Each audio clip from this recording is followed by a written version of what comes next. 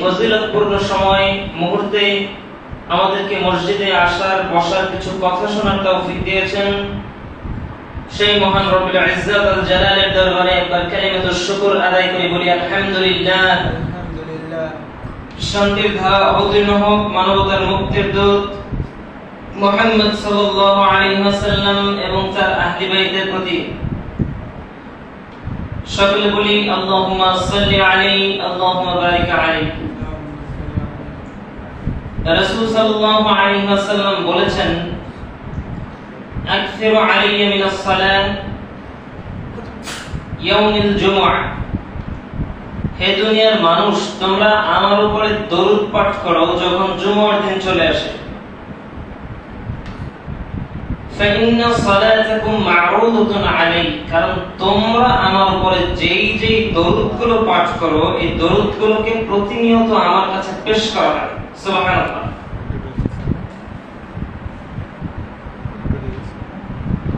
তো এজন্য আমরা জুমার দিন আসলে বেশি বেশি সালাত পাঠ করব ইনশাআল্লাহুল আজিজ। আজকে আলোচনার সংক্ষিপ্ত বিষয়বস্তু হচ্ছে হানাফি ফিকহের আলোকে মাযহাবে হানাফির মূলনীতিতে ঈদে মিলাদুন নবী পালন করার বৈধতা এবং বিধান। আজকের আলোচনার টপিকটা একটু অন্যরকম। সেটা হচ্ছে বাংলাদেশে আমরা শতকরা যদি ৯৯ জন মুসলিম হই, তার মধ্যে শতকরা ৯০ জন ব্যক্তি আমরা নিজেকে হানাফি দাবি করি। শতকরা ৯০ জন আমরা বলি যে আমরা হানাফি মাযহাবের অনুসারী। এটাই আমাদের আরেকটা পরিচয়। তো সেক্ষেত্রে হানাফি ফিকহের আলোকে আমরা নিজেদের জীবন গড়ার চেষ্টা করে থাকি।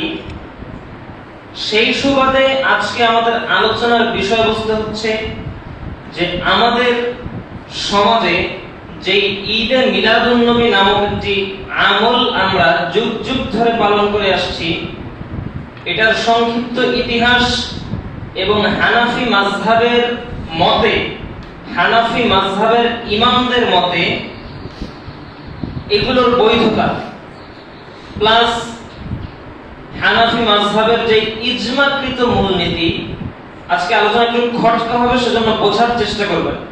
সেই মূলনীতির আলোকে আমরা দেখব যে হানাফি মাযহাবের আলোকে ঈদে মিলাদুন নবী বৈধতা প্রমাণ হয় কিনা। সেক্ষেত্রে আমি প্রথমেই বলে নিচ্ছি যে মূলনীতি এর আরবি হচ্ছে আসল, আলিফ সাদ লাম, আসলুন মূলনীতি, যেটাকে আমরা বাংলা ভাষায় আসল বলি। যে আমার আসল জমানো টাকা, ওটা হচ্ছে আসল, উসুল, মূলনীতি। তো আমরা স্বাভাবিকভাবে মানব জীবনে যে মাসআলাগুলো পেয়ে থাকি, সালাত কেন্দ্রিক, যাকাত কেন্দ্রিক, বিভিন্ন ইবাদত কেন্দ্রিক, এই মাসআলাগুলো প্রদান করার লক্ষ্যে আমাদের সম্মানিত শ্রদ্ধেয় ইমাম সাহেবরা, যাদেরকে আমরা মুহাদ্দিস বলে জানি, সেই মুহাদ্দিস ইমাম, সাহাবায়ে কেরাম, তাবেঈ আজমাইন, তাদের মতে তাদের নির্ধারিত একটা মূলনীতি থাকে প্রত্যেক মাসআলার ক্ষেত্রে, যে এই মূলনীতির আলোকে আমি মাসআলাটাকে সাবিত করব, মানে প্রতিষ্ঠিত, সাব্যস্ত করব। উদাহরণস্বরূপ আপনাকে আমি বোঝাই। যদি কোনো ব্যক্তি এসে বলে যে মূলনীতিটা কি, এটা আপনাকে বোঝাচ্ছি। যদি কোনো ব্যক্তি এসে বলে যে ইমাম সাহেব, মদ খাওয়া এটা সুন্নাত নাকি বিদআত, এই প্রশ্ন যদি করে, তাহলে কি প্রশ্নটার উত্তর কি দিবেন আপনি? প্রশ্নটাই কিন্তু ভুল। আবার যদি কেউ এসে বলে যে ইমাম সাহেব, মিলাদ তো করি অথবা ফরজ সালাতের পরে সম্মিলিত মোনাজাত তো করি, তো সম্মিলিত মোনাজাত হালাল নাকি হারাম? প্রশ্নটা কি হলো? প্রশ্নটা ভুল। কেন ভুল? কারণ দুইটা দুই জিনিস। যেটাকে পান করা হয়, যেটা মানুষ বসবাসের জন্য, খাওয়ার জন্য, ব্যবহারের জন্য, আচরণের মাধ্যমে, ক্রয় করার মাধ্যমে ইত্যাদি, এই সিস্টেমে যেগুলো আমাদের হাতে আসে সেগুলো হচ্ছে দুনিয়াবি বিষয়বস্তু। আমি কি বোঝাতে পারছি? আমরা যেটা খাই সেটা হচ্ছে আমাদের দুনিয়াবি ব্যাপার, আমরা যেটা পড়ি সেটা হচ্ছে আমাদের দুনিয়াবি ব্যাপার, আমরা মানুষের সাথে আলাপ আলোচনা করি এটা হচ্ছে দুনিয়াবি ব্যাপার। কিন্তু আমি যে ইবাদত করি, সেটা হোক মিলাদ পড়া, সেটা হোক সালাত আদায়, সেটা হোক জিকির আজকার, সবগুলো হচ্ছে ভিন্ন জিনিস, আখিরাতের জিনিস। আপনি কি কেউ কি এই নিয়তে ভাত খায় যে 10 লক্ষ ভাত খেলে আমার 10টা নেকি হবে? এই উদ্দেশ্যে খায় না। তার মানে হচ্ছে যে আমরা আমাদের মানব জীবনকে দুইটা ভাগে ভাগ করতে পারি। তার একটা হচ্ছে দুনিয়াবী জীবন, একটা হচ্ছে আখিরাতের জীবন, আমল আখলাকের ব্যাপার। কথা না বুঝলে আপনারা পয়েন্টগুলো নোট করেন, শেষে আমি উত্তর দেব। আলোচনা বোঝার জন্য জুমার খুতবা হচ্ছে ক্লাসের মতো। আপনি খাতা আর কলম নিয়ে বসবেন, প্রশ্ন যখন যেটা মনে হবে সেটা নোট করবেন, শেষে আমাকে প্রশ্ন করবেন। তো আমরা মানব জীবনকে দুইটা ভাগে ভাগ করতে পারি। একটা হচ্ছে দুনিয়াবী বিষয়, যেটাকে আরবি ভাষায় বলা হয় মুআমালাত, মুআশারাত। মুআমালাত, মুআশারাত হচ্ছে আমরা মানুষের সাথে যেই কানেক্টিভিটি তৈরি হয় মানুষের সাথে একজন আরেকজনের মধ্যে, এবং যেই কমিউনিকেশন তৈরি হয়, এটা হচ্ছে মুআমালাত, মুআশারাতের একটা অংশ। আমরা যে ব্যবসা বাণিজ্য করি, এটা হচ্ছে মুআমালাত, মুআশারাতের একটা অংশ। আপনি কি সালাত কিনতে পারেন? সালাত কেনা যায়? যে ভাই আমাকে 10 টাকার সালাত দেন, এটা কি কেনা সম্ভব? কিন্তু আপনি খাবার কিনতে পারেন। তার মানে কেনা যায় এমন কোন জিনিসই ইবাদতের সাথে সংশ্লিষ্ট নয়। তবে আমি যদি বানাই নিই তাহলে ভিন্ন ব্যাপার। উদাহরণ দিই, আমি বললাম যে আপনি প্রত্যেকদিন সকাল 10টায় এসে ফ্যানের নিচে বসে যদি 10 মিনিট বাতাস খান তাহলে 10টা নেকি হবে। তখন এটা ইবাদত, এটা ইবাদতের সাথে সম্পৃক্ত হয়ে গেছে ফ্যানটা। কারণ ফ্যানের বাতাস না খেলে তো আপনি ইবাদত করতে পারবেন না, পারবেন? তো যেইটা মানুষের ইবাদতকে আটকাতে পারে, মানে ফ্যান যদি মনে হয় যে ফ্যান ছাড়া কোনোদিন ইবাদত করা সম্ভব না, এটা যদি হয় তাহলে ফ্যান ইবাদতের অংশ।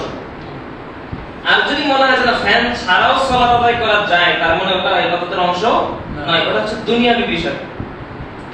এবার আমরা বুঝি যে দুনিয়াবী বিষয় এবং ইবাদতগত বিষয়ে দুইটা মূলনীতি আছে আমাদের মাযহাবে হানাফিতে। আমরা আজকে হানাফি মাযহাবের মূলনীতি নিয়ে আলোচনা করব। তার একটা হচ্ছে আল আসলু শাই আল ইবাহা। সহজ ভাষায় বললে যে আল আসলু ফিল আশিয়াই ইবাহাতু হাত্তা ইয়াদুল্লু দালিল আলা তাহরিম। এটা আছে কাওয়াইদুল ফিকহ এর মধ্যে, যদি ভুল না করে 236 নম্বর পৃষ্ঠা সম্ভবত। হানাফি মাযহাবের বিখ্যাত একজন ইমাম হযরত মাওলানা আমিনুল ইহসান মুজাদ্দিদি রাহিমাহুল্লাহ কিতাব। তো এই মূলনীতিটা হচ্ছে দুনিয়াবী বিষয়ের ক্ষেত্রে। এটা কি একটু বোঝার চেষ্টা করি। আল আসলু ফিল আশিয়াই ইবাহা, একটা জিনিসের প্রধান মূল উসুল হলো বৈধতা। যে কোনো জিনিসের প্রথম হবে কি বৈধ। যেমন আমি লাঠি নিয়ে দাঁড়িয়ে আছি, এটা বৈধ। হাত্তা ইয়াদুল্লু দালিলু আলা তাহরিম, ততক্ষণ পর্যন্ত বৈধ যতক্ষণ না এটা হারাম হওয়ার ব্যাপারে দলিল পাওয়া যাচ্ছে। আমি কি কথা বোঝাতে পারতেছি? আমি ভাত খাচ্ছি, তার মানে ভাত যে খাওয়া যায় এটার জন্য দলিলের দরকার নেই, ওইটা শুরুতেই হচ্ছে জায়েজ। ততক্ষণ পর্যন্ত জায়েজ যতক্ষণ না কোরআন হাদিসে পাওয়া যাচ্ছে যে ভাত খাওয়া হারাম। আমি একটা বিল্ডিং করব, তো বিল্ডিং বানানো জায়েজ ততক্ষণ পর্যন্ত জায়েজ যতক্ষণ না আমি এটা হারাম হওয়ার পক্ষে দলিল না পাচ্ছি। তার মানে আমি যখন পাবো যে আল্লাহ রাসূল বলছে যে তোমরা বিল্ডিং তৈরি করো না হারাম, তখন থেকে আমরা বিল্ডিং বানাইতে পারবো না, ওটা হারাম। তার মানে আল্লাহ রাসূল বলছেন, আল্লাহ তাআলা বলছেন যে হুররিমাত আলাইকুমুল মাইতাতা, মৃত প্রাণী তোমাদের জন্য হারাম করা হলো, ওয়াদ-দাম, রক্ত হারাম করা হলো, ওয়া লাহমাল খিনজির, শূকরের মাংস হারাম করা হলো। আল্লাহ রাসূল বলছেন পাঁচটা জিনিস হারাম তোমাদের জন্য। যেমন ধরেন যার শিকারী নখ আছে, যার শিকারী দাঁত আছে, যে খাবার ছিন্ন ভিন্ন করে খায়, এই সকল প্রাণী তোমাদের জন্য হারাম। তাহলে মূলনীতি অনুযায়ী আল্লাহ রাসূল যেগুলো যেগুলো হারাম করেছেন নির্ধারিতভাবে, এই হারাম জিনিস ছাড়া পৃথিবীতে যা আছে সব মানুষের জন্য খাওয়া বৈধ। কথা কি বুঝতে পারছেন? এটা হচ্ছে মূলনীতি দুনিয়াবী বিষয়ের ক্ষেত্রে। তার মানে দুনিয়াবী বিষয়ে, দুনিয়াবী কোনো বিষয়ে যদি আমি কিছু করতে যাই, তাহলে আগে এটা আমার দেখার দরকার নেই যেটা জায়েজ না, মানে জায়েজের দলিল আছে কিনা, আল্লাহ রাসূল করছে কিনা। বার্গার কি আল্লাহ রাসূলের যুগে ছিল? বার্গার খান না, তার মানে বার্গারটা খাবার, মুআমালাত মুআশারাতের দুনিয়াবী বিষয়, মুআমালাত মুআশারাতের অংশ। তো দুনিয়াবী বিষয়ের ক্ষেত্রে প্রথম আসবে হচ্ছে জায়েজ। যদি দলিল হারামের দলিল না পাইলেই জায়েজ। দুনিয়াবী বিষয়ে হারামের দলিল পাচ্ছি না, তার মানে এটা জায়েজ। ক্রিকেট খেলা আল্লাহ রাসূলের জামানায় ছিল না, তো আমি এখন ক্রিকেট খেলা, আপনি কি প্রমাণ করতে পারবেন যে ক্রিকেট খেলা কি জায়েজ আল্লাহ রাসূল কি জীবনে খেলছে? এই প্রশ্ন ভুল। আমার কথা হচ্ছে আল্লাহ রাসূল কি ক্রিকেট খেলতে নিষেধ করেছেন? যদি নিষেধ করে থাকে তাহলে হারাম, আর যদি এই বিষয়ে আল্লাহ রাসূলের কোনো কথা না থাকে তাহলে এটা বৈধ। এবার একটা জিনিস দেখেন মজার বিষয়, সেটা হচ্ছে আমাদের যেই আলেম সমাজ, আমাদের যে হুজুর সমাজ আমাদেরকে এটা বোঝায় যে মসজিদ তো আল্লাহ রাসূলের যুগে ছিল না, তাহলে মসজিদ বানানো কি বিদআত? মসজিদ কেনা যায় না? মসজিদ টাকা দিয়ে কেনা যায় না? তার মানে এটা কি ইবাদতের বিষয়? এটা হচ্ছে দুনিয়াবী বিষয়। তার মানে এখানে সুন্নাত নাকি বিদআত এটা আসবে না। তার মানে যেহেতু দুনিয়াবী বিষয়, তার মানে সর্বপ্রথম আমার আসল, আমার মূলনীতি হচ্ছে যে এটা করা জায়েজ। এটা হচ্ছে সর্বপ্রথম কথা। এটা হারাম হবে তখন যদি আল্লাহ রাসূলের থেকে সুস্পষ্ট কোনো প্রমাণ পাওয়া যায় যেটা হারাম। তার মানে আল্লাহ রাসূল যতক্ষণ না বলতেছে যে এটা এটা এটা এটা হারাম, ততক্ষণ পর্যন্ত সেগুলো জায়েজ, ততক্ষণ পর্যন্ত সেগুলো জায়েজ। কিন্তু যেটাকে যেটাকে নির্ধারিতভাবে আল্লাহ রাসূল নির্দিষ্ট করে হারাম করে দিয়েছেন সেগুলো হচ্ছে হারাম। এটা হচ্ছে দুনিয়াবী মূলনীতি। আমি কি কথাটা ক্লিয়ারলি বোঝাতে পারছি? আচ্ছা, আরেকটা মূলনীতি হচ্ছে ইবাদতের। আমরা মানব জীবনকে কয়টা ভাগে ভাগ করেছিলাম? দুইটা। একটা হচ্ছে দুনিয়াবী আর একটা ইবাদত, আখিরাতগত। এবার সেই আখিরাতগত মূলনীতি, এবার দেখেন আখিরাতগত মূলনীতি পুরাই উল্টা। ইবাদতের ক্ষেত্রে মূলনীতি পুরাই উল্টা। আমি কিন্তু হানাফি মাযহাবের কথা বলছি। আমি যে কওলগুলো পড়তেছি এগুলো হানাফি মাযহাবের কিতাবের হাওলা, হানাফি মাযহাব থেকে মুখস্থ করা। যদি কেউ মনে করেন যে বাংলা কিতাবে পড়ছিস তাহলে ভুল, এটা আরবি কিতাব থেকে আমার মুখস্থ করা। এই মূলনীতিগুলো আরবি কিতাব দেখে দেখে আমি মুখস্থ করছি। সুতরাং কারোর যদি প্রয়োজন হয় যে আমি আরবি কিতাবগুলো লাগবে আমার, তাহলে আমি দিতে প্রস্তুত, আমার কাছে আছে। তো ইবাদতের ক্ষেত্রে একটা মূলনীতি হচ্ছে আল আসলু ফিল ইবাদতি ওয়াত তাওকীফ। ইবাদতের ক্ষেত্রে মূলনীতি হচ্ছে স্থগিত। কথা বলেন, ইবাদতের ক্ষেত্রে মূলনীতি হচ্ছে প্রথমে বিদআত, বিদআত থেকে শুরু। ওদিকে কি ছিল? আগে হালাল থেকে শুরু। আর দুনিয়াবী বিষয় কিন্তু সুন্নাত বিদআত এটা ব্যবহৃত হবে না। আপনাকে প্রথমেই দেখালাম মদ খাওয়া সুন্নাত নাকি বিদআত, এর কোনো উত্তরই নেই, কারণ প্রশ্নই ভুল। তার মানে প্রশ্ন হবে এরকম যে মদ খাওয়া কি হালাল নাকি হারাম, তাহলে আমি বলতে পারবো যে ভাই হারাম। কেন? আল্লাহ রাসূল বলছেন ওয়াল খামরু ওয়াল মাইসির ওয়াল আনসাব ওয়াল আজলাম রিজসুম মিন আমালিশ শাইতানি ফাজতানিবু, এগুলো থেকে তোমরা বেঁচে থাকো, এগুলো সব শয়তানের কাজ করো। তো সেই ক্ষেত্রে ইবাদতের মূলনীতি হচ্ছে প্রথমে বিদআত, বিদআত থেকে শুরু। আপনি যে ইবাদতই করেন না কেন ওটা বিদআত, ততক্ষণ পর্যন্ত বিদআত যতক্ষণ না এটা সুন্নাত হওয়ার পক্ষে দলিল পাওয়া যাচ্ছে। তার মানে কোন ইবাদত আপনি যখন দলিল পাচ্ছেন না তখনই ওটা বেদাত, দলিল নাই মানে বেদাত। তার মানে বেদাত প্রমাণ করার জন্য কি আলাদা দলিলের প্রয়োজন আছে? না। এটা হচ্ছে মূর্খতা, আমাদের জাহালত। আমরা পড়াশোনা কম করে বিধায় এই ধরনের বুদ্ধি আমাদের মাথায়। যেটা তো বেদাত, একটা দলিল দাও, চিৎকার করে বলতেছে আমাদের আলাউদ্দিন জিহাদি হুজুর, যে একটা দলিল দাও যেটা বেদাত, এটার একটা দলিল দাও। তো এটা বেদাতের কিভাবে দলিল দাও? আমি যদি আপনাকে বলি যে 300 টাকার একটা নোট দেন, আপনি দিতে পারবেন? 300 টাকা তো নাই। আচ্ছা 300 টাকা তো নাই, এটা আমার প্রমাণ দেন। এখন আমি কি করব? এটার প্রমাণ কি আপনি দিবেন, নাকি 300 টাকা আছে এটা প্রমাণ করার জন্য 300 টাকার নোটটা আমার দিতে হবে? আমার দেয়া লাগবে না? তাহলে ওইটা তো সুন্নাত, ওটা দলিল তো নাই। তো না থাকলে আমি কিভাবে দেখাবো? আপনি না দাবি করেছেন যে এটা সুন্নাত মুস্তাহাব। তো মুস্তাহাব মানে কি? মুস্তাহাব মানে রাকিবুশ শারি, শারিগণ যেটা করেছেন, তাবেঈগণ, সাহাবীগণ, আল্লাহর রাসূল যেটা করেছেন সেটা হচ্ছে মুস্তাহাব। সেই আমলগুলো পরম্পরার ভিত্তিতে মুস্তাহাব সাব্যস্ত হয়। তো যেটা তাদের থেকে প্রমাণিত না সেটা তো মুস্তাহাবই হবে না মূলনীতি অনুযায়ী। তাহলে এই ক্ষেত্রে আমরা সংক্ষিপ্তভাবে দেখতে পারি, মানে আমরা মূলনীতি সম্পর্কে আগে আলোচনা করে নিচ্ছি যেন মিলাদুন নবী, এটার ইতিহাসে আমি যাচ্ছি, মিলাদুন নবীটা বুঝতে যেন আমাদের সুবিধা হয়। তো এই হচ্ছে মূলনীতি।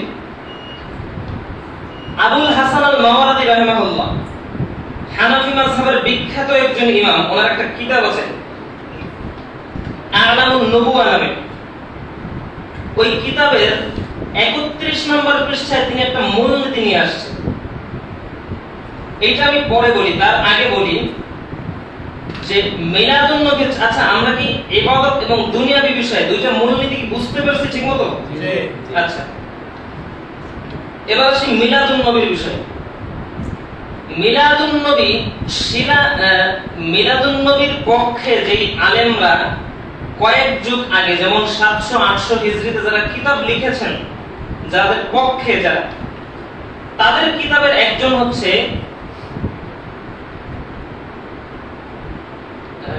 নামটা মাথা থেকে বের হয়ে গেল, মৌলভী সালামাতুল্লাহ সাহেব। তো ওনার একটা কিতাব আছে, কিতাবের মধ্যে উনি লিখছে যে মিলাদুন নবী সর্বপ্রথম শুরু হয় 604 হিজরিতে, মানে সাহাবায়ে কেরাম মৃত্যুবরণ করার পর 570 বছর পরের আবিষ্কার। আবিষ্কার কি করেছেন? ইরবলের একজন বাদশা, ইরবল শহরের একজন বাদশা, ওনার বাদশার নাম হচ্ছে আবু সাইদ মুজাফফর ইবনে কুতুবরি জাইনুদ্দিন শাহে ইরবল, মানে ইরবলের বাদশা মুজাফফরউদ্দিন কুকুবরি, ওনার নাম মুজাফফর ইবনে জাইনুদ্দিন কুকুবরি, এই হচ্ছে ওনার নাম। তো এই বাদশা, ইনি সর্বপ্রথম ঈদে মিলাদুন নবী রাষ্ট্রীয়ভাবে চালু করেন। তো পরবর্তীতে এটাকে পরম্পরা হিসেবে চলে আসে। এটা হচ্ছে তাদের কিতাব থেকে দলিল, তাদের কিতাবের হাওলা আমার কাছে নোট করা আছে, সেখান থেকে বললাম আমি। তো এবার আসি মূলনীতিতে, একটা হানাফি মাযহাবের একটা বিখ্যাত মূলনীতি। আমার কথা হচ্ছে, যদি আমি মিলাদ পালন করি তাহলে এটা কিভাবে পালন করব? দেখেন, যারা শিয়া, যাদেরকে বলি আমরা, ইরানের শিয়া সম্প্রদায়, যাদেরকে, মানে শিয়াদের মধ্যে কয়েকটা ভাগ আছে, শিয়া রাফেজি, এরপরে ইমামিয়া শিয়া, আরো কয়েকটা ভাগ আছে। তো আমাদের ইরানে যে শিয়া আছে, ওনাদেরকে রাফেজি বলা হয়, রফস। যারা আলী রাদিয়াল্লাহু তাআলাকে ছেড়ে দিয়েছিল, রফস মানে ছেড়ে দেয়া, আলী রাদিয়াল্লাহু তাআলার দল থেকে বের হয়ে গেছিল, এদেরকে বলা হয় শিয়া, শিয়া রাফেজিয়া। শিয়া মানে হচ্ছে সম্প্রদায়, শিয়া অর্থ কি? সম্প্রদায়, ওদেরকে মূলত রাফেজি বলা হয়। তো দেখেন, হানাফি মাযহাবের একজন বিখ্যাত ইমাম, ওর নাম হচ্ছে আল্লামা ইবনু দাকিক আল-ঈদ রাহিমাহুল্লাহ। ওনার জন্ম হচ্ছে 702 হিজরিতে। ওনার একটা কিতাব আছে ইহকামুল আহকাম শরহে উমদাতুল আহকামিন, গ্রন্থের 202 নম্বর পৃষ্ঠা, বইটা আমার কাছে আছে। 702 হিজরিতে ইন্তেকাল, ইমামের নাম কি? ইবনু দাকিক আল ঈদ। তো উনি একজন বিখ্যাত ইমাম রাহিমাহুল্লাহ, আল্লাহ তাআর উপর রহম করুক। তিনি তার কিতাবে এই বিদআত নিয়ে আলোচনা করছেন 3টা পয়েন্টে। তো তৃতীয় পয়েন্টে উনি বলতেছেন যে ওয়াকাদ মানা'না ইহদাসুন মা হুয়া শি'আরু ফিদ-দ্বীন, যে কোন মানুষের জন্য এতটা বৈধ না, এটা বৈধতা নাই এর, যে তার বিবেকের মাধ্যমে কোন ইবাদত সাব্যস্ত করবে, মানে কিয়াসের মাধ্যমে কোন ইবাদত সাব্যস্ত করবে, এটা জায়েজ নাই।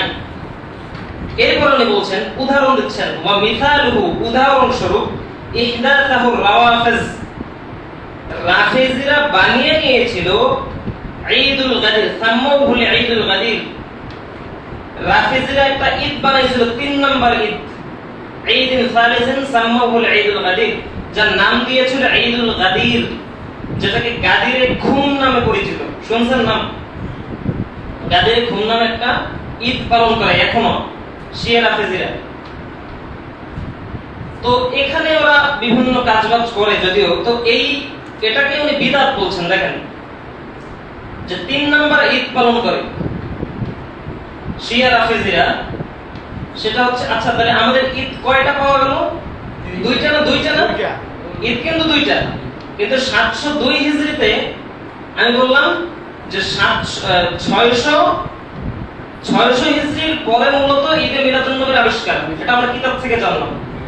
এবার 702 হিজরিতে জন্ম নেয়া একজন ইমাম আমাদেরকে বলছেন, 702 হিজরিতে ইন্তেকাল, মানে 702 হিজরির আগে, মানে মিলাদ চালু হওয়ার পরেই উনি বলতেছে যে তারা 3 নাম্বার একটা ঈদ পালন করত। তার মানে তার কথা অনুযায়ী, ইবনু দাকিকাল ঈদ রাহিমাহুল্লাহর কথা অনুযায়ী আমাদের ঈদ কয়টা? 2টা, কিন্তু শিয়া রাফিজিরা কয় নাম্বার ঈদ পালন করত? 3 নাম্বার, যেটাকে ঈদুল গাদির বলা হয়। এবার উনি বলছেন, কয়েকটা কথা বলছেন, দেখেন, ওয়া কাযালিকাল ইজতিমা, উনি কোন খারাপ কিছু বলতেছেন না, কিন্তু উনি বলতেছেন না যে এখানে মারামারি হয়, এখানে গান বাজনা চলে এই জন্য খারাপ, এটা বলতেছেন। উনি বলতেছে যে ওয়া কাযালিকাল ইজতিমা, এইভাবে একত্রিত হওয়া, কথা বুঝেন ভালো করে, এই যে ঈদ যে পালন করতেছে এইভাবে একত্রিত হওয়া, ওয়া ইকামাতুশ শাআরিহি, এবং দ্বীনের কোন আসলকে, উসুলকে প্রতিষ্ঠিত করা। যেমন ধরেন আমি এখানে বানাই নিলাম আরেকটা ঈদ বানাইলাম এখানে, যে আমরা একটা 3 নম্বর একটা ঈদ পালন করব, ধরেন যে কোনো একটা কিছু নাম দিলাম। তার মানে এবার এই ঈদ অনুযায়ী আপনারা আসবেন, আমি আসবো, আলোচনা করবো, মিষ্টি টিষ্টি খাবো, শেষ। তো এই যে আমরা একটা ঈদ বানাই নিলাম, একটা ইবাদত। ঈদ কি? ইবাদত। ঈদ কি কেনা যায় টাকা দিয়ে? তার মানে ঈদ হচ্ছে ইবাদত। তাহলে উনি বলছেন যে এভাবে একত্রিত হওয়া, বা ইকামাতুশ শাআরিহি, এবং যে কোনো একটা বিধানকে প্রতিষ্ঠিত করা, আলা শাইইন মাখসুসিন ওয়া আলা ওয়াক্তিন মাখসুসিন, কোন নির্দিষ্ট সময়ে এবং কোন নির্দিষ্ট বিষয়ে। বিষয়টা ধরেন মিলাদুন নবী, আর কোন নির্দিষ্ট সময়, সময়টা হচ্ছে 12 রবিউল আউয়াল। উনি শেষের বাক্যে বলছেন লাম ইয়াথবুত শারআ, যেটা শরীয়তে প্রমাণ নাই। এবার আমি সংক্ষেপে বলি, উসুল করে বুঝবেন।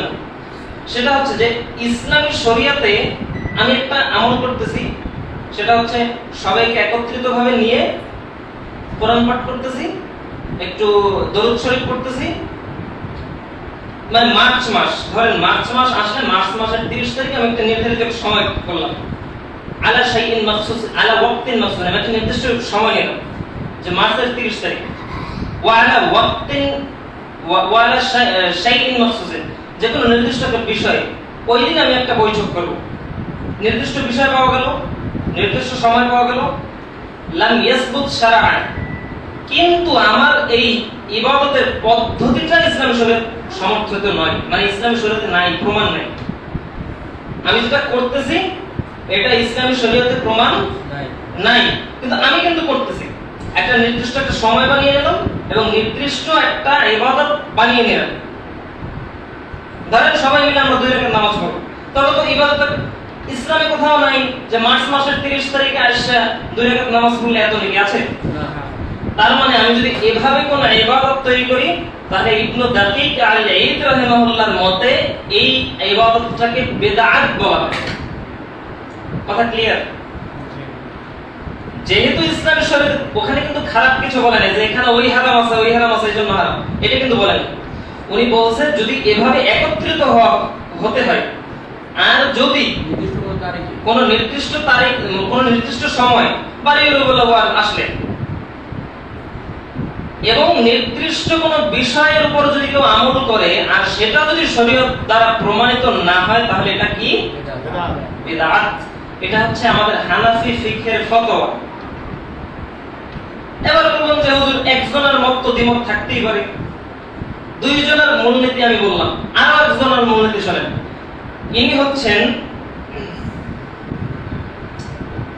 হচ্ছে হানাফি মাযহাবের আরেকজন বিখ্যাত ইমাম, তার নাম হচ্ছে আবুল হাসান আল-মাওয়ারদি রাহিমাহুল্লাহ, আ'লামুন নুবুওয়া গ্রন্থের 31 নম্বর পৃষ্ঠা। তিনি বলছেন, এবার দেখেন, তার কথার আগে আরেকটা কথা যুক্ত করি, সেটা হচ্ছে ঈদে মিলাদুন নবী এর দলিলটা কিভাবে দেয়া হয়। ঈদে মিলাদুন নবীর দলিলটা দেয়া হয় হচ্ছে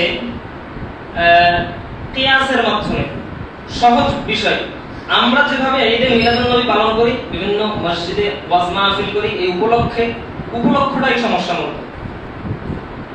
আপনি উপলক্ষে না করে সিরাতুন নবী, আবার আরেকদল আছে বলবে যে মিলাদুন নবী বিদআত, কিন্তু রবিউল আউয়াল মাস আসলে আমরা সিরাত মানে মিলাদুন নবীটাকে সিরাতুন নবী নাম দেব দিয়ে এবার বলবো আমরা মসজিদে একটু মাহফিল করব, কিন্তু আমরা কিন্তু মিলাদুন নবী পালন করতেছি না। কথা কি বুঝতে পারতেছেন? উপলক্ষ কিন্তু একটাই, কিন্তু আমি এই নামটাকে শুধুমাত্র ঘুরাই দিলাম সিরাতুন নবী। এবার আমার কথা হচ্ছে যে আপনার এটাকে যদি সুন্নাহ প্রমাণ করতে হয়, এই রবিউল আউয়াল মাস আসলে আপনার সিরাতুন নবী মানে ইশক জাগে, এর আগে যাই কই। সারা বছর তো আমি সিরাতুন নবীর অনুষ্ঠান দেখি না, তাহলে মিলাদুন নবী আসলে করবেন কেন? যদি মিলাদুন নবীতে সিরাতুন নবী মানে মিলাদুন নবী নামটাকে চেঞ্জ করে সিরাতুন নবী দিয়ে পালন করা জায়েজ হয়, তাহলে আমার প্রশ্ন হচ্ছে মিলাদুন নবীতে দোষটা কোথায়? মিলাদুন নবীতে দোষ কোথায়? যদি ওটা বিদআত হয় আর আমি রবিউল আউয়াল আসলেই একটা মাহফিল করে বসতেছি, সমস্যা কোথায়? মিলাদুন নবীর মধ্যেও হারাম কিছু নাই, আছে? ঢোল তবলা বাজায়, মিলাদ পরে এক জায়গায় বসে, তো ওটা যদি বিদআত হয়, তাহলে আমি মসজিদে মাহফিল করতেছি সিরাতুন নবী নাম দিয়ে, মিলাদুন নবী নামটা কেটে ওখানে সিরাতুন নবী লাগাই দিলাম, তো এটা কিভাবে জায়েজ হয় আপনি আমাকে বলেন? কোন আমল যদি আপনি ব্যক্তিগতভাবে করতে যান, ওটা আমভাবে করবেন, ব্যাপকভাবে করবেন, সারা মাস করেন। সিরাতুন নবী অনুষ্ঠান কি 1 মাস? সিরাতুন নবী তো সারা মাস। আপনি রাসূলের সিরাত নিয়ে আলোচনা করবেন, সূরাত নিয়ে আলোচনা করবেন, অনুসরণ করবেন, তো সারা বছর। তাহলে এটা 1 মাস কেন? রবিউল আউয়াল মাস আসলে কেন? এখানে সমস্যা। তো এখানে আমাদের মৌলভী সাহেবরা আটকে যায়, কারণ সুন্নাত বিদআতের মূলনীতিটা অত্যন্ত শক্ত এবং এটা বুঝতে গেলে মানে অনেক সূক্ষ্ম মস্তিষ্ক নিয়ে অনেক পড়াশোনা করতে হয়। বিশেষ করে সত্য কথা, আমি এই 2টা মূলনীতি বুঝতে কমসে কম আমার 6 মাস সময় লাগছে।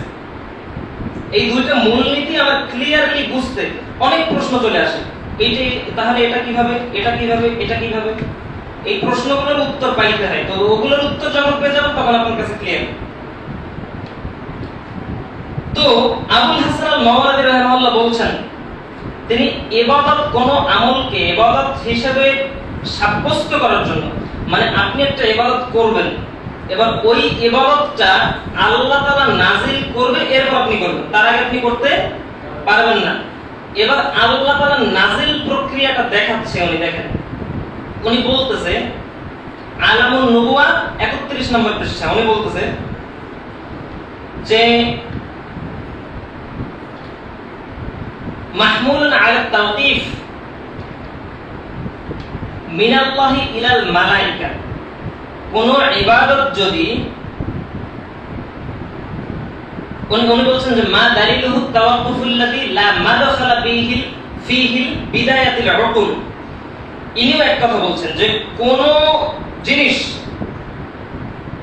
কোন মানুষের মানে কোন ইবাদত সাব্যস্ত করার জন্য কোন মানুষের মস্তিষ্ক প্রসূত কোনো কথা চলবে না। মানুষের আকলের ভিত্তিতে কাল ইবাদতের ক্ষেত্রে মানুষের মস্তিষ্ক প্রসূত কোনো কথা চলবে না, এখানে লাগবে দলিল। এবার তিনি বলছেন মাহমুলুন আলা তাওকিফ, এই দলিলটা কি রকম হবে সেটা দেখাচ্ছে যে একটা জিনিস ইবাদত হওয়ার জন্য যে দলিল লাগবে এই দলিলটা কি রকম হবে।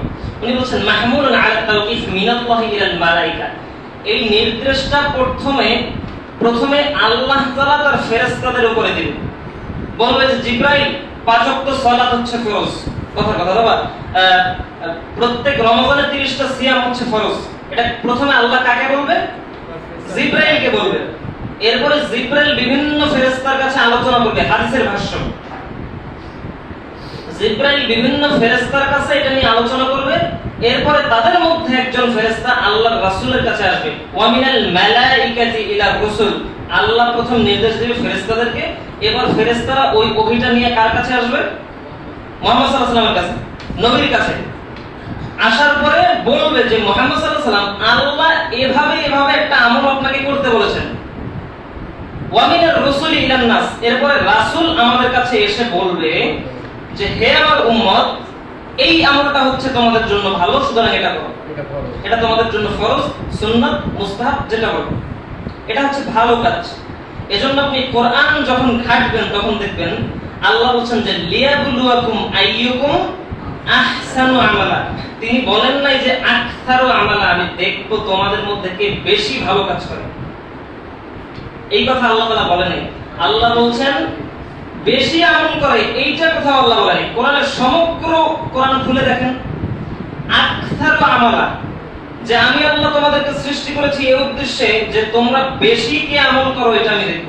এই কথা বলে নাই, আল্লাহ বলছেন আহসানু আমালা, আমি দেখব যে ইহসানের সাথে ভালো কাজ কে করে। ভালো আমল কোনটা? ভালো আমল হচ্ছে মুহাম্মদ সাল্লাল্লাহু আলাইহি ওয়াসাল্লাম আপনাকে যে আমলটা শিখিয়ে দেবেন। যদি আজকে নিজের মস্তিষ্ক প্রসূতভাবে একটা আমল আমি সাব্যস্ত করে নেই তাহলে রাসূলের আসার কোনো প্রয়োজনই পড়ে না। এটা হচ্ছে রিসালাত। রিসালাত নিয়ে অনেক আলোচনা হয়, কিন্তু এটা কি বুঝতে পারি আমরা? রিসালাত নিয়ে অনেক আলোচনা হয়, এটা হচ্ছে রিসালাত, এটা হচ্ছে রিসালাত, কিন্তু এই বিশ্বাসটুকু যদি আমার না থাকে, এই আকীদা যদি থাকে যে আমি নিজের মন মতো একটা আমলকে তৈরি করে নিতে পারি, কোরআন পড়া জায়েজ এক দলিলে, নামাজ পড়া জায়েজ এক দলিলে, তার মানে আমি দুইটা এক জায়গায় এখন কোরআন পড়বো এরপর 10 টাকা নামাজ পড়া সুন্নাত, ফতোয়া দিয়ে দিলাম। দুইটার দলিল কিন্তু আলাদা, কিন্তু আপনি একত্রিতভাবে নিয়ে আসছেন। এই যে একত্রিতভাবে এনে বললেন যে ওখানে যদি জায়েজ হয়, ওখানে যদি জায়েজ হয়, তাহলে এখানে কেন জায়েজ হবে না? এটা হচ্ছে আপনার মস্তিষ্ক প্রসূত। যদি জায়েজ হইতো তাহলে ওইভাবেই আল্লাহ রাসূল করতেন, দলিল থাকতো। যেহেতু আল্লাহ রাসূল ওইভাবে করে নাই, সেজন্যই বিদআত। এজন্য আল্লাহ রাসূল বলছেন, আয়েশা সিদ্দিকা রাদিয়াল্লাহু আনহা বলছেন যে মান আহদাথা ফি আমরিনা মান আহদাথা ফি আমরিনা মা হাদা লাইসা মিনহু ফাহুয়া রাদ। আয়েশা রাদিয়াল্লাহু তাআলা বলছেন যে আমার স্বামী মুহাম্মদ সাল্লাল্লাহু আলাইহি ওয়াসাল্লাম কোন আমলের উপরে যদি সিগনেচার না দেন ততক্ষণ পর্যন্ত ওই আমলটা কি? ফাহুয়া রাদ, ওই আমলটা বাতিল, প্রত্যাখ্যাত। আপনি বলবেন যে এখন এই আমলটা ভালো, এখন আপনি দেখেন যে আল্লাহ রাসূলের নির্দেশ আছে কিনা। যদি আল্লাহ রাসূলের নির্দেশ না থাকে তাহলে এই আমলে আপনি একটা নেকিও পাবেন না, কারণ বাতিল, ফাহুয়া রাদ। রাসূল সাল্লাল্লাহু আলাইহি ওয়াসাল্লামের নির্দেশনা নাই, এই আমলের ক্ষেত্রে আল্লাহ রাসূলের নির্দেশনা নাই, এজন্য আল্লাহ রাসূল বলছেন যে ফাহুয়া রাদ। মান আমিলা আমালান, যদি কোনো ব্যক্তি এমন কোন আমল করে যে আমল আমি মুহাম্মদ সাল্লাল্লাহু আলাইহি ওয়াসাল্লাম করিনি, মান আমিলা আমালান, যদি কোনো ব্যক্তি এমন কোন আমল করে যে ইবাদত, যে আমলটা আমি মুহাম্মদ সাল্লাল্লাহু আলাইহি ওয়াসাল্লাম করিনি, মান আমিলা আমালান লাইসা আলাইহি আমরুনা, যার উপরে আমার নির্দেশনা নেই, যার উপরে, যে আমলের উপরে আমার দিক নির্দেশনা নেই, এই আমল যদি কেউ করে ফাহুয়া রাদ, তাহলে তা বাতিল, প্রত্যাখ্যাত বলে পরিগণিত হবে। তার মানে হচ্ছে ইবাদত আমল করার জন্য আপনার আল্লাহর রাসূল থেকে প্রমাণিত হতে হবে, এটা হচ্ছে হানাফি ফিকহের মাসআলা। এবার আমি বলি, যদি ইমামদের কথা এটা হয়, আল্লামা জালালউদ্দিন সৈয়দী যার বই থেকে দলিল দেওয়া হয়, একটা দলিল আছে নিমাতুল কুবরা আলাল আলাম ফি আমালিল মাউলিদ, এটার মধ্যে 4টা হাদিস আছে, যেটা হচ্ছে যে ব্যক্তি মিলাদুন নবীতে 1 টাকা দান করবে সে ব্যক্তি আবু বকরের সাথে থাকবে কিয়ামতে। যে ব্যক্তি 1 টাকা দান করবে, মিলাদুন নবীতে একটু সময় ব্যয় করবে, সে ওমরের সাথে এত এত ফজিলতের সাথে থাকবে। এরকম 4টা হাদিস আছে, অথচ এই 4টা হাদিসের সানাদি নাই। সানাদ মানে বোঝেন? সানাদ হচ্ছে চেইন। আমি আমার ওস্তাদের থেকে শুনলাম, আমার ওস্তাদ তার ওস্তাদের থেকে শুনলো, তার ওস্তাদ তার ওস্তাদের থেকে শুনলো, এই সানাদি নেই। মানে আমি ঘরে বসে বসে একটা হাদিস বানাইলাম, যে ব্যক্তি 10 রাকাত নামাজ যোহরের পর পড়বে সে ব্যক্তি জান্নাতে 10টা ঘর খোলা পাবে, এরকম। এবার আপনি এসে বলতেছেন যে দলিল কোথায়? আমিও জিজ্ঞেস করলাম যে 4টা হাদিসের দলিল কোথায়, কোন কিতাবে আছে? হাদিস থাকলেই তো আর হচ্ছে না। ওই যে আব্দুর রাজ্জাক সাহেব আমাদের বলে যে সহিহ হাদিস কেন, সহিহ হাদিস, হাদিসের সাথে আবার সহিহ লাগাইতে হবে কেন? তো উনি বলতেছে যে এই যে মানে 1 নাম্বার শব্দটা, এরপরে দুধ ভেজাল শব্দটা যেদিন থেকে দুধের মধ্যে ঢুকছে সেদিন থেকে প্রশ্ন আসছে যে দুধ কি ভেজাল নাকি ভালো? তার মানে দুধের মধ্যে দুইটা পার্থক্য হয়ে গেল। তার মানে যেদিন থেকে হাদিসের মধ্যে মানুষ জালিয়াতি ঢুকানো শুরু করলো সেদিন থেকে হাদিস সহিহও লাগিয়ে গেল। যে এখন সহিহ হাদিস নাকি জাল হাদিস এটা আপনাকে যাচাই করে নিতে হবে। আমি বাসায় বসে বসে একটা হাদিস বানাইলাম, আমার হয়ে গেল? আমারে বলতেছে, আমি ফোন দিলাম যে আপনাদের মাহফিলে প্রোগ্রামের সভাপতিকে ফোন দিলাম একটা হ্যান্ডবিলে, বললাম যে আপনাদের মাহফিলের হ্যান্ডবিলের পিছনে লেখা আছে যে উক্ত বিশ্বাসগুলো যদি কারোর মধ্যে না থাকে তাহলে সে জাহান্নামী হবে। এরপর নিচে লিখে দিয়েছে যে মিলাদ পড়া ফরজ। তা আমি বলতেছি যে আপনার এই যে প্রধান বক্তা এই তো নাকি শাইখুল হাদিস, ঢাকার বড় মুহাদ্দিস, তো ইনি কি এটা জানে যে আপনি এখানে লিখছেন? বলতেছে হ্যাঁ জানে। তো আমি মাহফিলের বলতেছে যে আপনি একটা কাজ করেন, আপনার যে যে প্রশ্নগুলো আছে সেই প্রশ্নগুলো আপনি একভাবে সাজিয়ে মাহফিলে নিয়ে আসেন, হুজুরে উত্তর দিবেন। তো গিয়া দেখি যে সভাপতির সাথে আমি কথা বলছি সেই হচ্ছে ওইখানের মানে প্রধান অতিথি। মানে আমি হুজুরের কাছেই ফোন দিয়ে কথা বলছি এতক্ষণ, সেই মুহাদ্দিস সাহেবের কাছে। তো মেধা ভালো, মুহাদ্দিস তো ভালো, আরবির উপরে অনেক দক্ষ। তো আমি প্রশ্ন করলাম 4টা শুধুমাত্র মিলাদ পয়েন্ট জানিয়ে। তো উনি উত্তর দিছে 4টা পয়েন্ট যদি আমি ওর সাথে বসে আলোচনা কমসে কম 1 ঘন্টা সময় লাগে, কারণ আমি মূলনীতিগুলো তখন তার সামনে উল্লেখ করতে পারি, যেটা হচ্ছে হানাফি মাযহাবের মূলনীতি। কিন্তু উনি আমার 4টা প্রশ্ন উত্তর 2 মিনিটে দিয়ে দিয়েছে, শেষের উত্তর দিচ্ছে দেখেন। আমি বলতেছি যে মিলাদুন নবীর কি কোনো দলিল আছে সাহাবাদের থেকে? দলিল আছে মানে এবার পড়তেছে হাদিস বলতেছে ইবনে মাসউদ রাদিয়াল্লাহু তাআলা একদিন তার বাড়িতে বসে তার স্ত্রী পুত্র নিয়ে ইবনে আব্বাস রাদিয়াল্লাহু তাআলা একদিন তার স্ত্রী এবং পুত্রদেরকে নিয়ে মিলাদ করতেছিলেন। তখন আল্লাহর রাসূল চলে আসলো, এসে দেখে বলতেছে যে তোমরা আমার নামে মিলাদ করতেছো, যাও তোমাদের জন্য শাফায়াত করা আমার জন্য ওয়াজিব। এই যে হাদিস। এবার একটা মজার কথা শুনুন, সেটা হচ্ছে মানে ওই মাহফিল বসে আমি হাসছি অনেক, কিন্তু আমি উত্তর দিতে পারিনি, কারণ ওখানে হচ্ছে রাজারবাগের মাহফিল, তো অনেক লোক আছে, মাইক খেতে হবে, সুতরাং ওইগুলোর দরকার নেই। তো হাসছি এই কারণে যে ইবনে আব্বাস রাদিয়াল্লাহু তাআলার বয়স যখন মানে তিনি যখন জন্ম হয়েছে, ইবনে আব্বাস রাদিয়াল্লাহু তাআলা জন্ম হয়েছে যখন আল্লাহর রাসূলের বয়স হচ্ছে 55 বছর। কত বছর? 55। আল্লাহর রাসূল মারা গেছেন কত বছর বয়সে? 63 বছর বয়সে। তো আল্লাহর রাসূল যেদিন মারা গেছে আমি ধরলাম সেই দিনই এই কাহিনী। তাহলে আল্লাহর রাসূল যেদিন মারা গেছে সেদিন আব্দুল্লাহ ইবনে আব্বাসের বয়স কত? 8 বছর। তো 8 বছর বয়সে আব্দুল্লাহ ইবনে আব্বাস তার স্ত্রী পুত্রদেরকে নিয়ে মিলাদ শরীফ পড়তেছিলেন। আল্লাহর রাসূল গিয়ে বলতেছে যে তোমাদের জন্য সবার জন্য শাফায়াত করা ওয়াজিব। সুবহানাল্লাহ। কথা কি বুঝে আসছে? এই হচ্ছে মিলাদের দলিল। ইবনে আব্বাস 8 বছর বয়সে তিনি স্ত্রী পুত্রদেরকে নিয়ে মিলাদ পড়তেছিলেন, তখন আল্লাহ রাসূল ঢুকে বললেন যে তোমাদের জন্য শাফায়াত করা ওয়াজিব। এই হচ্ছে মিলাদের দলিল। উনি একজন মুহাদ্দিস মানুষ। এই হচ্ছে আমাদের অবস্থা। তো এবার আমরা একটু পর্যালোচনা করি। মিলাদ আসছে যাব কত হিজরিতে? সর্বপ্রথম 602 604 হিজরির পরে 604 হিজরির পরে। তো সাহাবায়ে কেরাম সব মৃত্যুবরণ করেছে 110 হিজরির মধ্যে। তার মানে সাহাবায়ে কেরামের 170 বছর, কমসে কম 100 কত বছর হয়, প্রায় 570 বছর, প্রায় 570 বছর পরে এই মিলাদের আবিষ্কার। আল্লাহর রাসূলের সাহাবীরা জানতেনই না। আশ্চর্যজনক কথা হচ্ছে যে 250 হিজরির মধ্যে ইমাম সাহেবরা সব মৃত্যুবরণ করেছেন। আমাদের ইমাম আবু হানিফা, ইমাম শাফিঈ, ইমাম মালিক, ইমাম হাম্বল, তারা 250 হিজরির মধ্যে সব মৃত্যুবরণ করছে। আমাদের মাযহাবের আবিষ্কার হলো 400 হিজরিতে। এই কথা বলতেছে আমাদের বিভিন্ন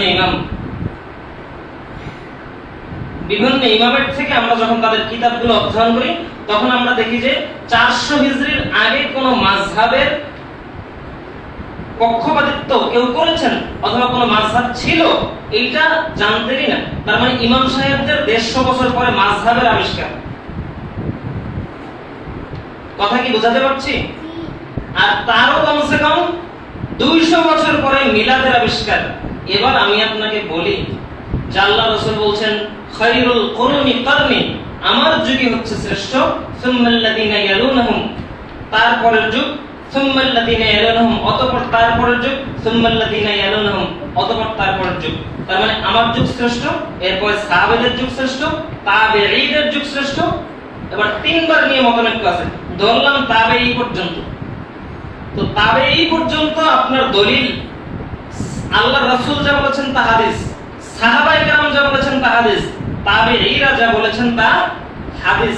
এরপরে আপনার দলিলের পথ হচ্ছে স্থগিত, এরপরে আপনার দলিল স্থগিত, ওইখান থেকে আপনার ইবাদত করার পথ বন্ধ। কথা কি বুঝে আসছে?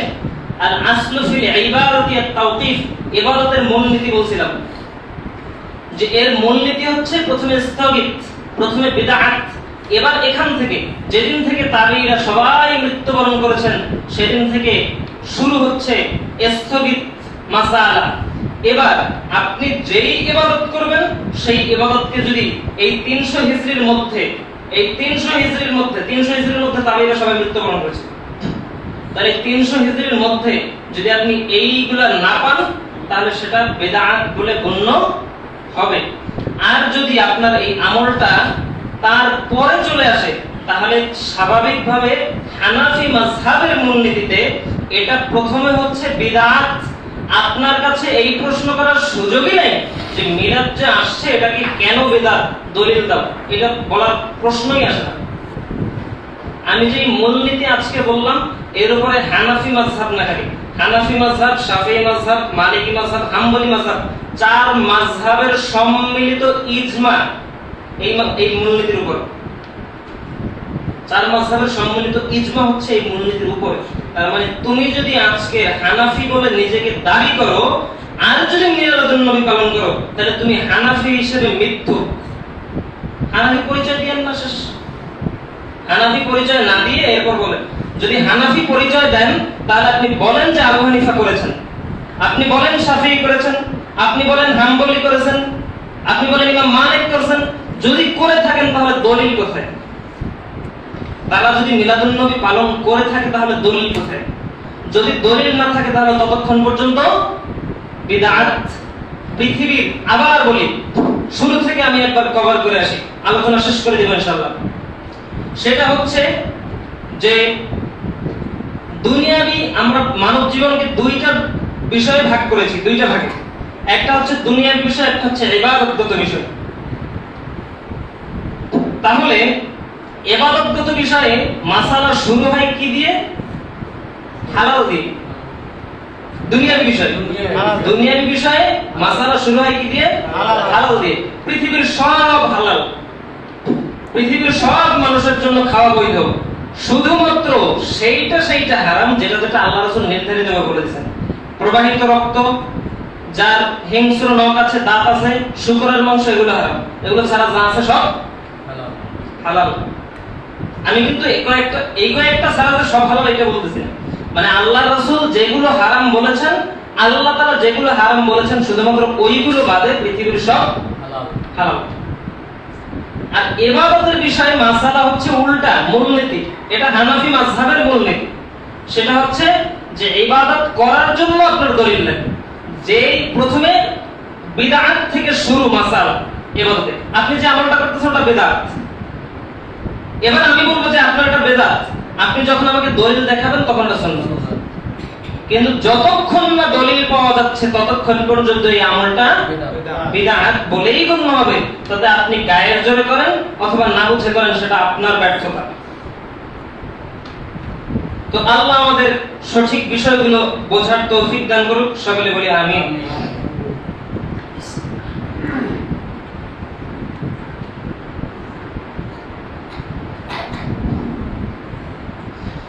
الحمد لله وحده والصلاة والسلام على من لا نبي بعده وعلى آله وأصحابه أجمعين ومن تبعهم بإحسان إلى يوم الدين أما بعد فأعوذ بالله من الشيطان الرجيم بسم الله الرحمن الرحيم আজকের আলোচনার সংক্ষিপ্ত বিষয় ছিল হানাফি মাযহাবের মতে ঈদে মিলাদুন্নবী বৈধতার বিধান। হানাফি মাযহাবে ঈদে মিলাদুন্নবী বৈধ কিনা।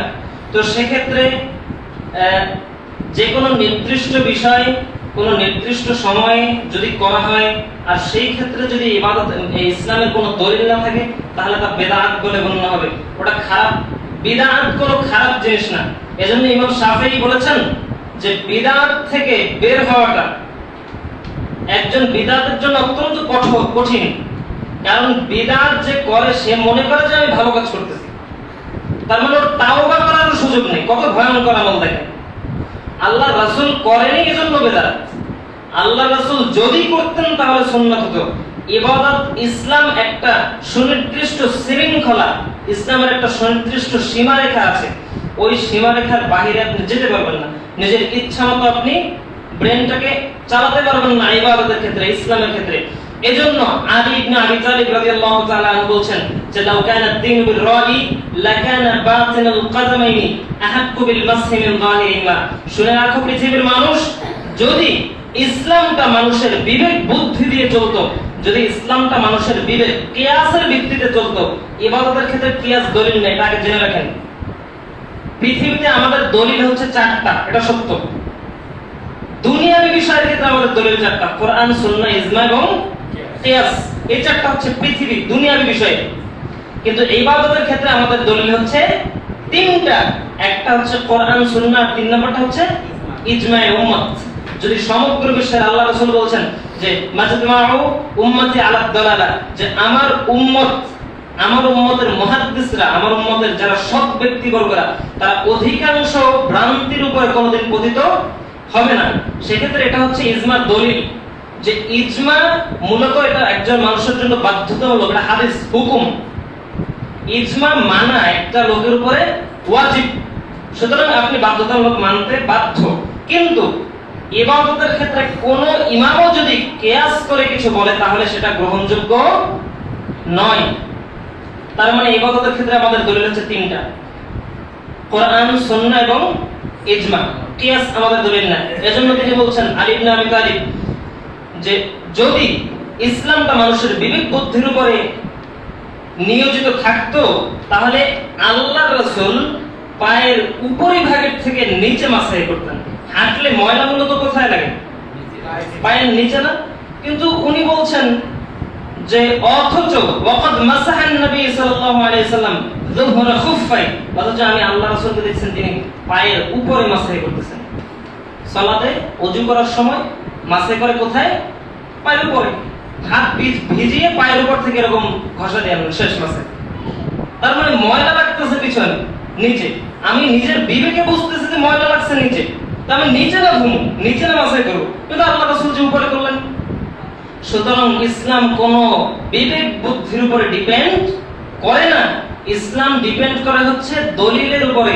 মুহাম্মদ সাল্লাল্লাহু আলাইহি সাল্লাম একজনের কথা ইসলাম চলে, আর পৃথিবীবাসীর কোন ব্যক্তির কথা ইসলাম চলতে পারে না। মুহাম্মদ সাল্লাল্লাহু আলাইহি সাল্লাম যেটুকু দিয়েছেন আল্লাহ তাআলা বলছেন এজন্য যে আল্লাহ রাসূল যেটা দিয়েছেন ফাখুদ, সেটা তোমরা গ্রহণ করো। আর আল্লাহ রাসূল যেটা থেকে নিষেধ করেছেন সেটা থেকে তোমরা বেঁচে থাকো। ইনশাআল্লাহ আল্লাহ তাআলা আমাদের জান্নাত দান করবেন। আমাদের মধ্যে যারা অসুস্থ আছেন আল্লাহ তাদের সকলকে সুস্থতা দান করুক। আমাদের মধ্যে যাদের ব্যবসা বাণিজ্য যারা করছি তাদের ব্যবসা বাণিজ্যে আমাদের বরকত দান করুক। আমাদের বাংলাদেশকে একটা সমৃদ্ধ বাংলাদেশ এবং ইসলামী খেলাফত সিস্টেমে যেন আমাদের আলেম সমাজ নিয়ে যেতে পারে সেই তৌফিক আমাদের আলেমদেরকে আল্লাহ তাআলা দান করুক। এবং ঈদ মিলাদুন নবী সহ যাবতীয় যত বিদআত আমাদের সমাজে প্রচলিত প্রতিষ্ঠিত আছে সেই বিদআতগুলো থেকে আল্লাহ তাআলা আমাদের বেঁচে থাকার তৌফিক দান করুক। বিদআত সম্পর্কে আমরা বেশি বেশি পড়াশোনার চেষ্টা করব। বিদআত অনেক সেনসিটিভ একটা বিষয়, অনেক সূক্ষ্ম একটা বিষয়। আপনি বুঝতে পারবেন না কিন্তু একটা বিদআত হয়ে যায়। আপনি বুঝতেছেন না, হঠাৎ করে এমন একটা আমল করতেছেন যেটা আপনার মনে হচ্ছে যে ভালো কাজ কিন্তু বিদআত। এজন্য বিদআতের মূলনীতির উপরে সুন্দর বেশি বেশি অধ্যয়ন করতে হবে। আল্লাহ আমাদের সেই তৌফিক দান করুক। সকলে বলি আমিন। সুবহানাল্লাহুম্মা ওয়া বিহামদিক আশহাদু আল্লা ইলাহা ইল্লা আনতা আস্তাগফিরুকা ওয়া আতুবু ইলাইক।